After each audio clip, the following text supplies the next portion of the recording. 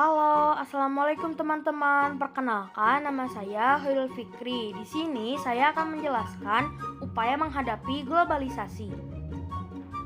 Nah, jadi kita harus menghadapi globalisasi dengan bijak ya, karena globalisasi dapat berdampak positif ataupun negatif terhadap kita. Bagaimana cara kita menyikapinya? Globalisasi bagaikan pisau yang apabila kita gunakan dengan bijak akan bermanfaat bagi kita. Dan sebaliknya, apabila kita gunakan dengan tidak bijak akan berbahaya kepada kita. Dalam upaya menghadapi globalisasi itu bermacam-macam ya teman-teman, tergantung dari bidangnya. Pertama, bidang budaya. Kedua, bidang ilmu pengetahuan dan teknologi. Ketiga, bidang ekonomi. Keempat, bidang komunikasi. Dan terakhir, bidang transportasi. Pertama, bidang budaya. Teman-teman, kita harus bisa mempertahankan kelestarian budaya lokal yang telah ada di Indonesia. Kita juga yang berperan sebagai masyarakat harus menyaring budaya-budaya asing yang datang dari luar. Dengan demikian dapat disimpulkan upaya yang harus kita lakukan yaitu melakukan pameran budaya lokal, menyaring budaya asing, dan mencintai produk dalam negeri ya. Kedua, bidang ilmu pengetahuan dan teknologi. Kita sebagai masyarakat harus ikut serta dalam kemajuan teknologi loh, karena sekarang ilmu pengetahuan dan teknologi semakin berkembang pesat. Selain itu, harus ada pihak yang mengawasi informasi yang beredar di masyarakat loh teman-teman. Itu bertujuan untuk menghindari dampak negatif yang ditimbulkan.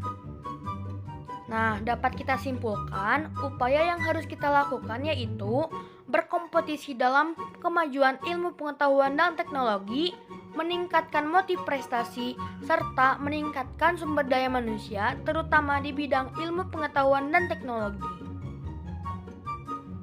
Ketiga, bidang ekonomi. Sekarang, negara-negara di dunia telah mengenal istilah perdagangan bebas loh teman-teman. Tetapi ada dua kutub di perdagangan bebas ini, yaitu pertama, kutub negara-negara yang mendukung pelaksanaan globalisasi. Biasanya negara-negara ini terdiri dari negara maju dan negara-negara yang memiliki perekonomian yang kuat. Kedua, kutub yang negara-negaranya menolak pemberlakuan perdagangan bebas di dunia. Hal ini disebabkan negara-negara yang memiliki sumber daya alam banyak, tetapi sumber daya manusia yang mengolahnya terbatas. Nah, teman-teman, kini Indonesia telah ikut serta dalam perdagangan bebas, yang artinya Indonesia merupakan negara yang mendukung pelaksanaan globalisasi. Upaya yang harus dilakukan yaitu 1. Menyiapkan sumber daya manusia yang berkualitas, seperti kompeten, kompetitif, dan memiliki kemampuan yang baik dalam menghadapi kompetisi globalisasi. Kedua, menghilangkan aksi-aksi korupsi, kolusi, nepotisme, dan manipulasi. Dan yang terakhir, mendorong munculnya produk-produk kreatif dan inovatif dari masyarakat Indonesia. Keempat, bidang komunikasi. Kini kita semua tahu bahwa kemajuan teknologi komunikasi sangat bermanfaat bagi kita semua. Teman-teman dapat berkomunikasi jarak jauh dengan siapapun melalui handphone. Oleh hal itu, upaya yang harus dilakukan kita yaitu memilih dan memanfaatkan alat komunikasi secara tepat dan sebaik-baiknya sesuai dengan fungsi dan kebutuhan. Memanfaatkan alat komunikasi demi kemajuan masa depan. Artinya, kita tidak menyalahgunakan alat komunikasi.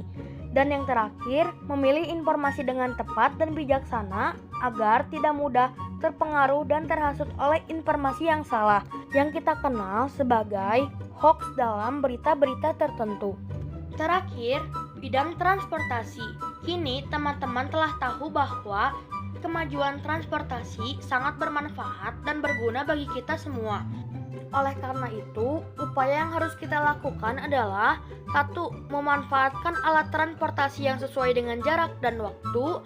2. Tidak menggunakan alat transportasi berlebihan. 3. Menjaga keberadaan alat transportasi lokal.